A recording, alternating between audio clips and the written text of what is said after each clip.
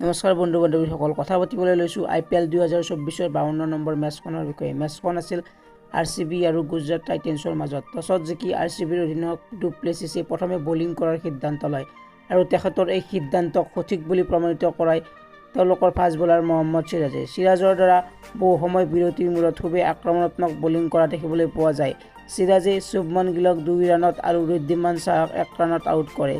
Gujarat টাইটান্সে power প্লেত 3 wicket হেৰুৱাই 23 run কৰে।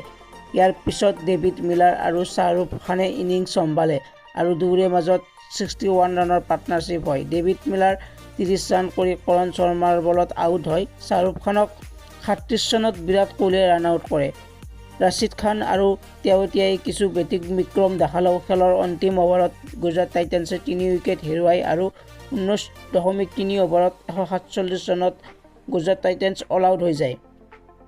ইয়াৰ পিছত RCBয়ে 148 ৰানৰ লক্ষ্য পিছা কৰিবলৈ আহি অপেনিং যুটি ডু প্লেছিছ আৰু বিৰাট কোহলীৰ দ্বাৰা খুবেই আক্ৰমণাত্মক বেটিং কৰিবলৈ দেখিবলৈ পোৱা যায়। RCBয়ে পাৱাৰ প্লেত 1 উইকেট হেৰুৱাই 92 ৰান কৰিবলৈ সক্ষম হয়। ডু প্লেছিছে 23 বলত 64 ৰান কৰে। ইয়াৰ পিছত তেওঁ 10টা 4 আৰু 3টা 6 কোবায়। ইয়াৰ পিছতে RCBৰ শিবিৰত নাটকীয়ভাৱে উইকেট পতন হ'বলৈ ধৰে। অতি কম সময়তে বিল জেক্স 1 ৰানত, ৰজত পাটিদাৰ 2 ৰানত, গ্লেন মেক্সৱেল 4 ৰানত আৰু কেমৰুন গুণ 1 ৰান কৰি আউট হৈ যায়। বিৰাট কোহলীয়ে 11 নম্বৰ অভাৰত 42 ৰান কৰি আউট হয় আৰু এটা সময়ত RCBয়ে মেচখন অনায়াসে জিকিব বুলি ভাবিছিল যদিও 170 ৰানত 5 উইকেট হেৰুৱাই তেওঁলোকে পৰাজয়ৰ কবল গ্ৰাসত পৰে। কিন্তু শেষৰ মুহূৰ্তত তেওঁলোকক উদ্ধাৰ কৰে ফিনিচাৰ কিং দিনেশ কাৰ্তিকে।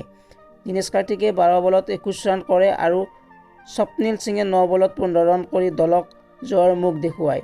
RCBয়ে 13.4 অভাৰত 152 ৰান কৰি লক্ষ্যত উপনীত হয়। বৰ্তমান RCBৰ হাতত হেৰুৱাবলগীয়া একো নাই।